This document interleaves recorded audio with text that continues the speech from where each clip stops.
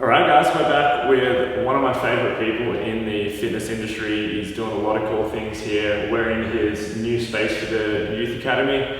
So, Nick, welcome to the show. Thank you for having me. I'm very excited.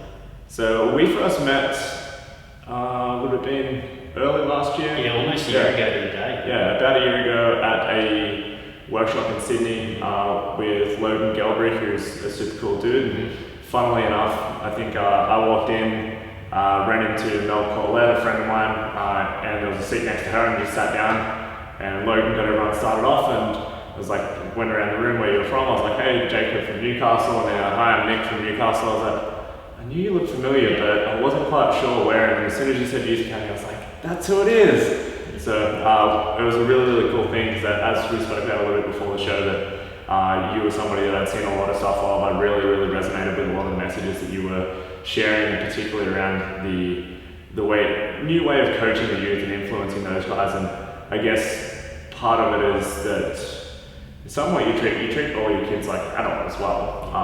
But let's skip over too much of the details, and I want you to start off with sharing a little bit of your story between whether it be sport, what got you into training, and then got you started on this journey of what you're doing now. Yeah, so my foray into training, it started just due to sport-specific reasons. So growing up, I was overweight, borderline obese as a kid.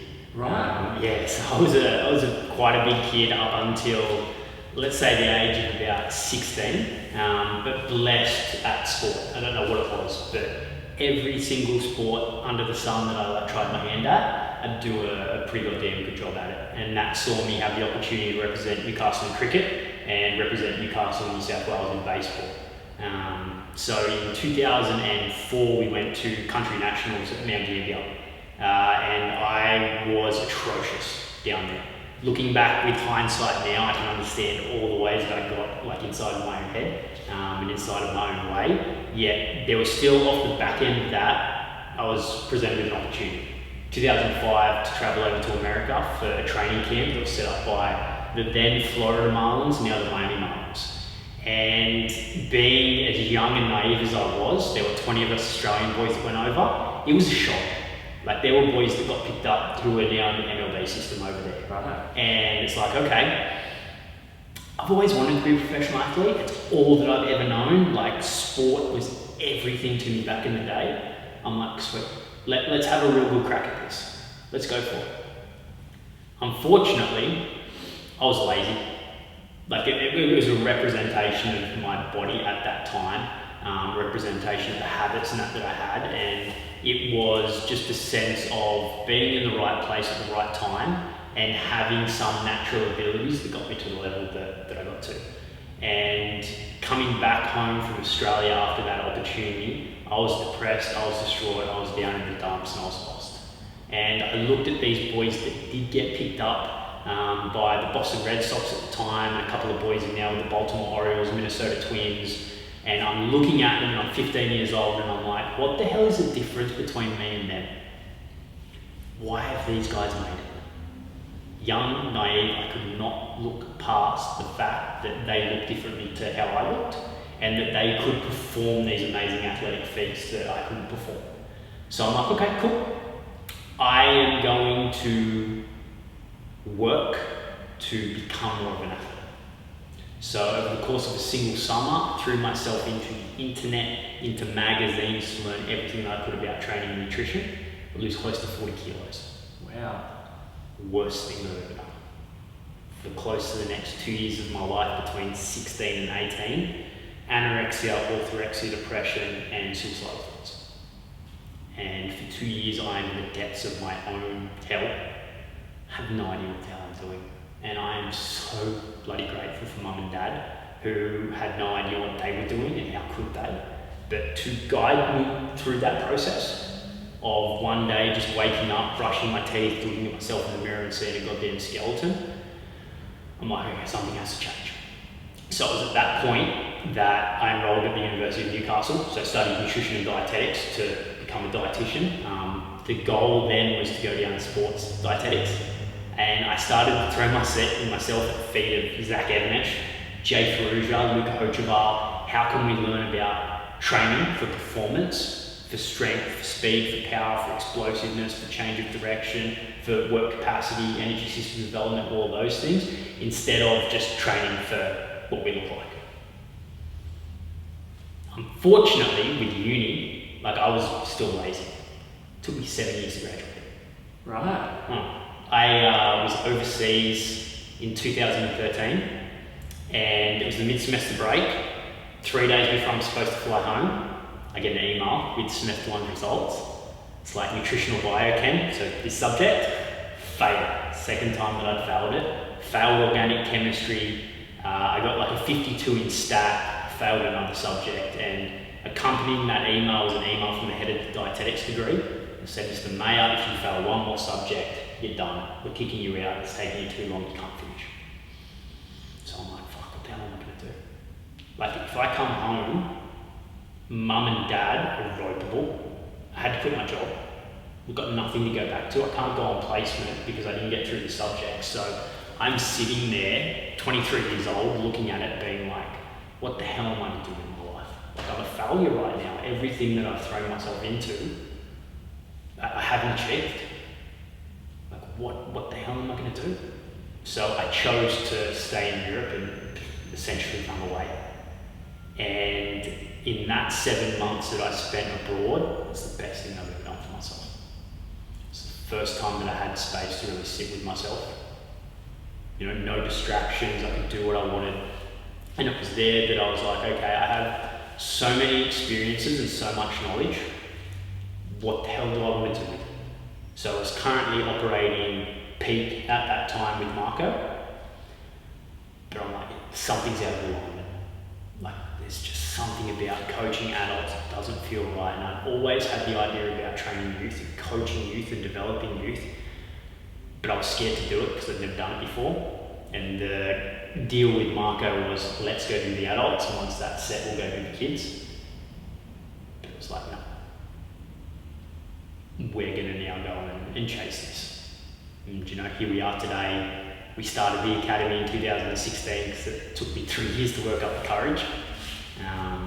But yeah, luckiest people on earth right now. Man, that's incredible. Like, I didn't know nearly any of that part of your backstory. I've just seen the man that you are today and a lot of the inspiring stuff that you've taught.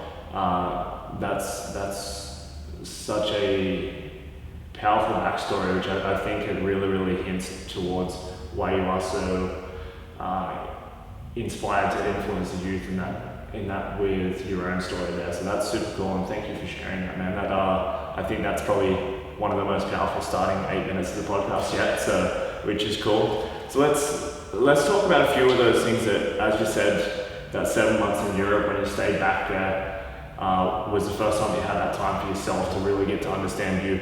What were some of those things that you picked up on? Because obviously, like you said, that you've been, like, you grew up, you were lazy within sports, lazy within study. That's not the kind of guy that you are right now. Like, there is like 1 billion books behind us. Like, you're very well. Your work ethic is something that I really respect and admire with yourself. So what were some of those things that you picked up in that time there, and how did you make this pivot from that person, or that version of Nick there, to the guy now that I know that there is quite a lot of people in the fitness industry, quite a lot of young sports people and young people training at the gym that I know that a lot of them look up to. So what were some of those changes, and where were those that you started to identify that? It was the first time that I had to support myself and look after myself. Like, I was living in Munich and I was lucky to have family. However, okay, now I need to, learn to speak another language. I need to find an apartment for myself. I need to find work for myself. Like, it's all on me. What a brilliant position to be in, because I have never been as scared or as fearful before in my life. But it was also the chance to do what I wanted. And I now have discovered that one of the things that I value most in life is freedom, and just freedom to choose to do what I would like to do. And that was the first time in my life that I was put in that position. So to discover that about myself and be like, hey, I'm actually a heck of a lot more capable than I was giving myself credit for in the past. Yeah. And I can actually do this. So what else can I now go on to do? You know, it's the first time because I didn't have a TV, I had no data, I could only get onto the internet when I was on Wi-Fi. So I had all this free time where if I wasn't walking around experiencing things or working, I'm like, what the hell do I want to do? So there's one book behind us, it started it all, Three Musketeers by Alexander Dumas. Really? It is my favourite. Yeah. That's incredible. But the thing that I really want to hold on there, and that was super powerful, was it's all on me. Mm-hmm. And this is something that I think like that statement can have two different views depending on where you are in the headspace you are. Because it's all on me leaves like all the responsibility on you, but it also leaves all the responsibility on you. Mm-hmm. So it can be like, okay, I have an opportunity here, or like I'm in trouble now. I've got nobody to back me up. Mm-hmm. What are some of the things? Because I'm sure you would work with a lot of people that would be on either of those positions. And it's very, very common in the fitness industry that you see the people that are like, they're go-getters, they set themselves tasks and goals and they just take action on it and go for it. And I think that's very much of like what way they look at that answer or that statement is like, it's all on me. It's like, I've got the chance.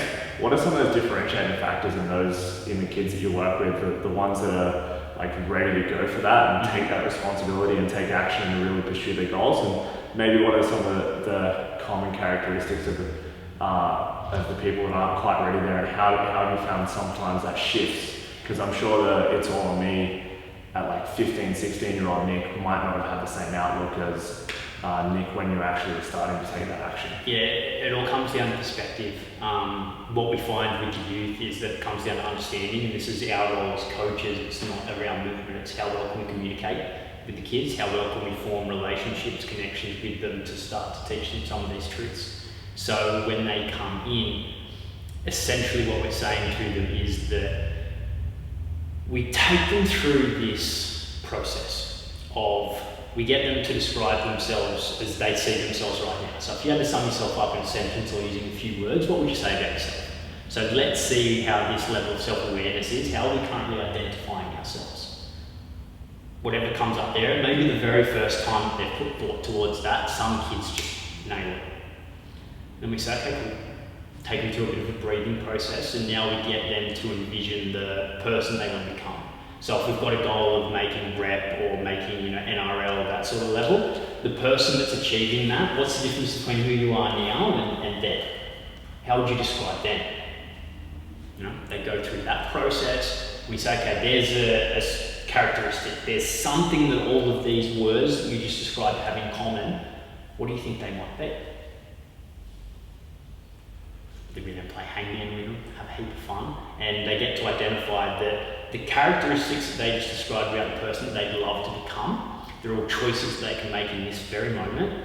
That all things are inside of their control. They're all skills that they can start working on developing right this very moment. We say, okay, who's responsible for that? And they say, well, okay, I am.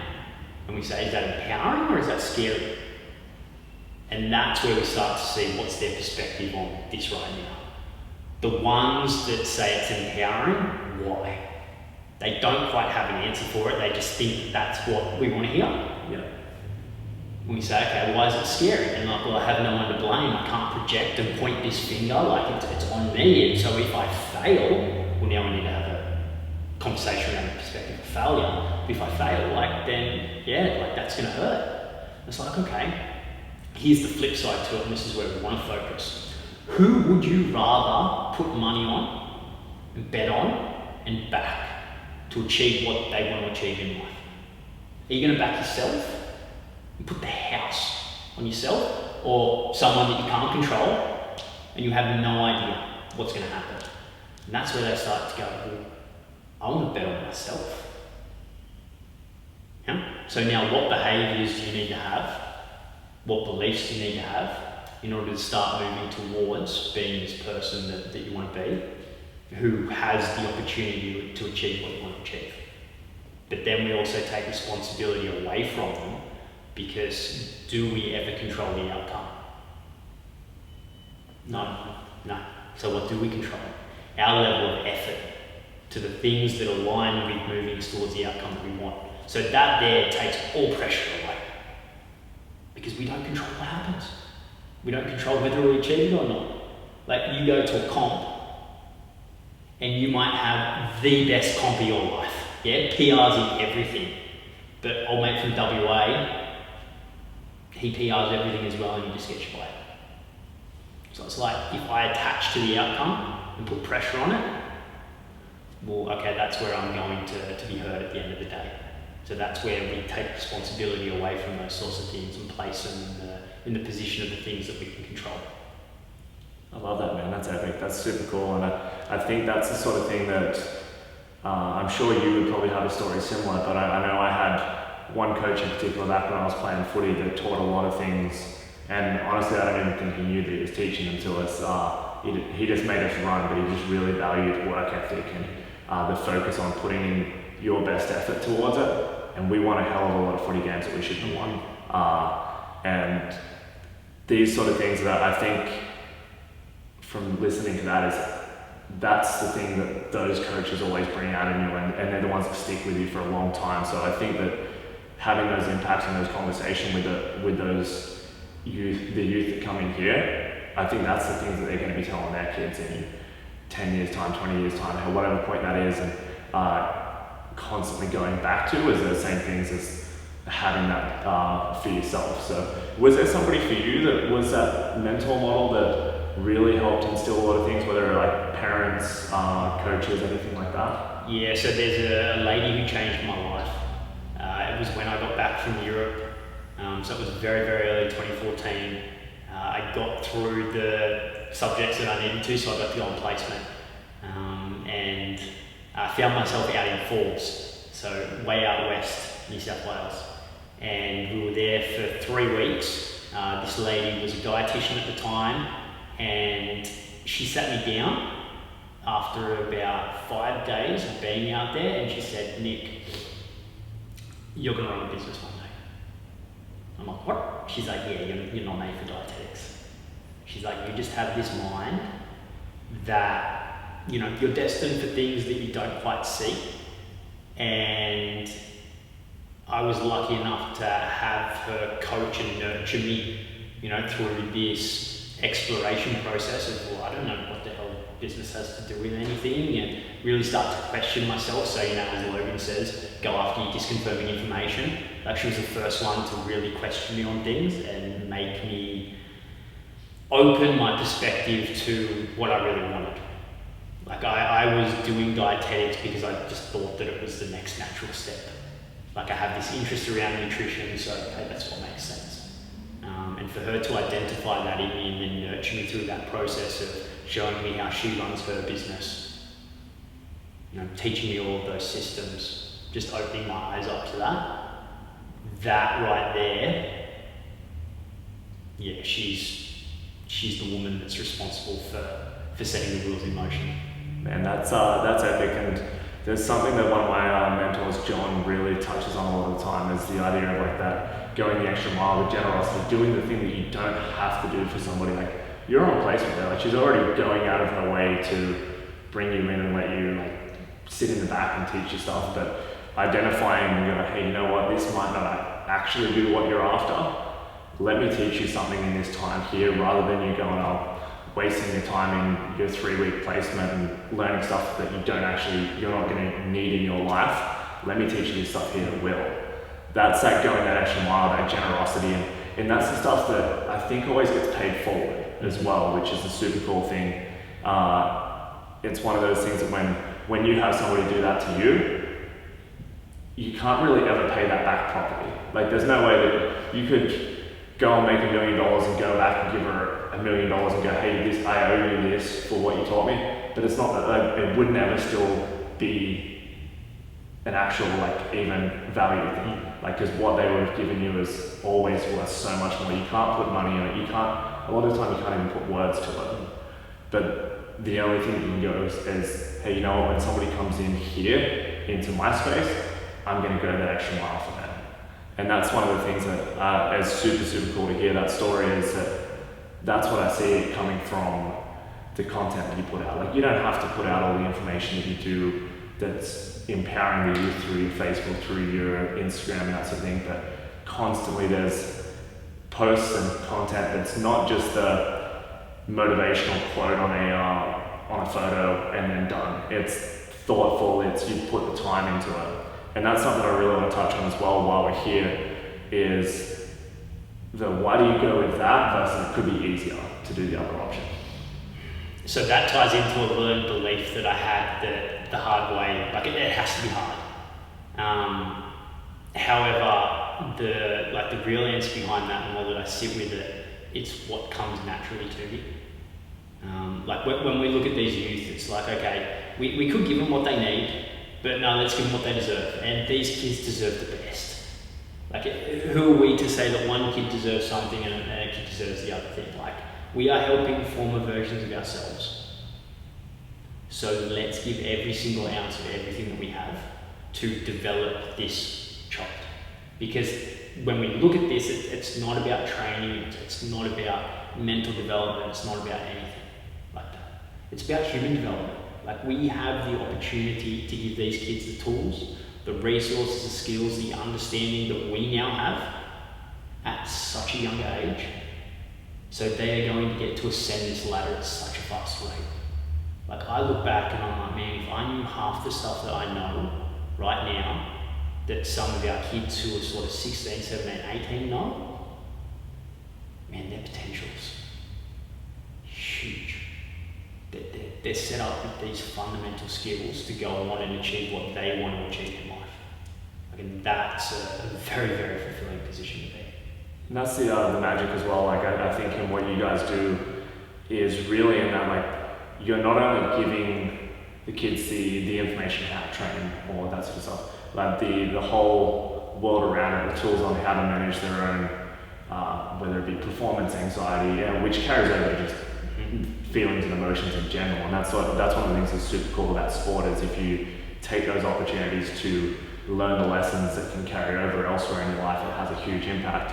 But like, when we started coming through, and the guys that you rattled off, Jay Ferrugia, Zach Gavanesh, Luca Hosama, like, those are the guys that I started watching and listening to. And this comes back to the same thing. Like, I'm very strong in the belief of sharing as much as possible rather than holding it tight, because that's the same thing that those guys are doing at that point. And I think that's one of those, like, constantly pay it forward pieces. Like, I don't know how many times I've watched Zach Gavanesh on videos, and the dude's still doing it now, like, since, like, I think 2004, 2005, making YouTube videos, making blog posts. The dude doesn't stop, and it's just because he just loves it so much, and he's so into helping other people that it's like, I don't have anything better to do with my time. Like, why spend time sitting on Facebook when I can just create something for somebody else for when they are sitting on Facebook that could change their day, change their attitude, potentially. And I think that's an exposure over time. I mean, we've got so much other stuff that we see now that I think we have to be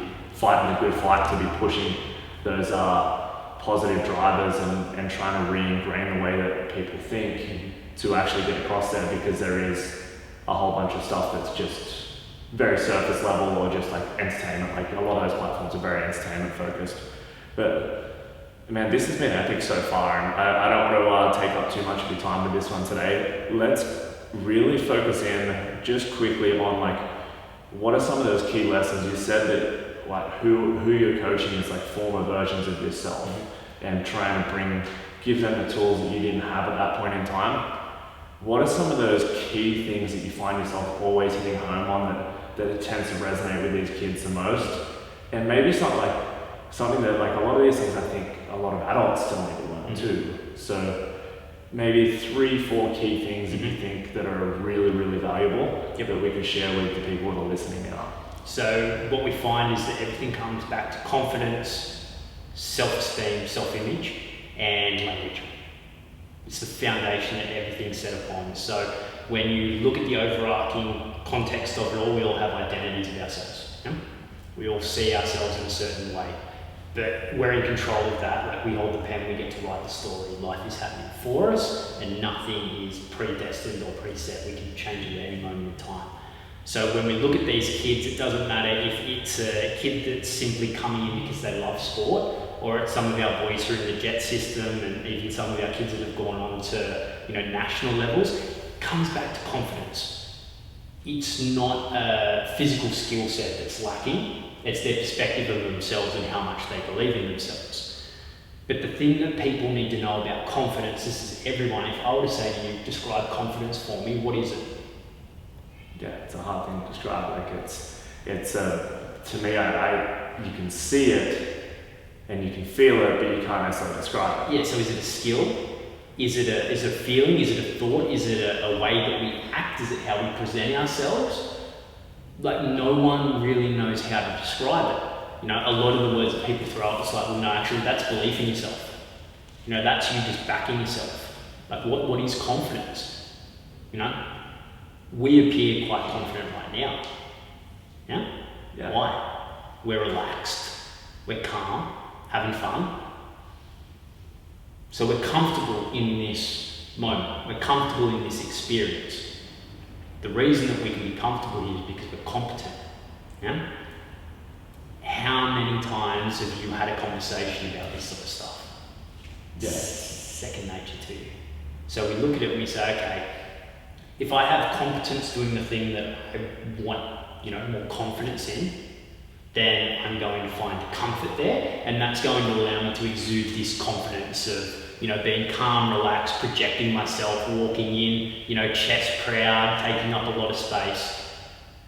So we say to the kids, whatever you want more confidence in, you need to go and spend more time doing it. You need to put in the reps. It's a paradox because I'm scared of doing it and I don't want to, but that's the only way that I'm going to find confidence, because I'll find comfort, I'll find competence. So we look for those two things instead. So our kids who are like, I want to be able to walk up to someone and say hello. Go do it. It's going to get easy with time. The 100th time you do it is going to be so much different to the first time, and you'll feel more confident. It's going to be second nature because you've got the reps and now you're comfortable at it. I love that, man. That's so good. It's definitely where it's at. It's a repeated exposure to something, and all of a sudden it becomes normal, and you're not scared about it. Like, going back to the podcast, I use this as a reference a lot. The first time that I jumped on by myself, it was scary as hell. Then when I went to the point of I got comfortable doing that, and then I was like, all right, now I'm going to get somebody else on and we're going to share their story. And I was like, oh my God, this is like, what if I don't do a good job of bringing the best out of Nick? And I got concerned about it, but then after a while, I was like, okay, I'm good with this now.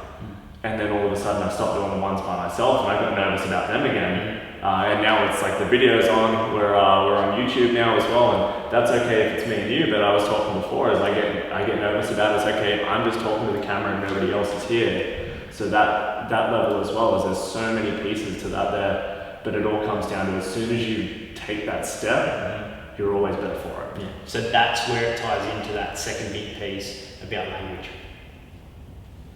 Like, you look at identity and you break it down into 3 points. You've got identity, then you've got the stories that we tell ourselves about, experiences, memories from the past, or projections of what's going to happen in the future, and everything's made up of words. Yeah? So you're talking yourself out of jumping in front of video.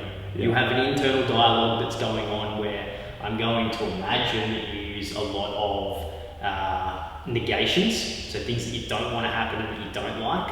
A little bit of soft talk of, I think I should do this, but I probably won't. And you're going to use some projections of what are other people going to think, and how are they going to perceive me. So if we can start to change that language, that internal, story that we're telling ourselves, then we're going to start to change the identity as well. Yeah. So being able to have conversations with kids where we can make them more aware of the language that they're using when they're communicating with themselves and communicating with others, we're now going to get a more accurate story. And with enough time, and again, just repeated exposure, we're going to start to form a new identity.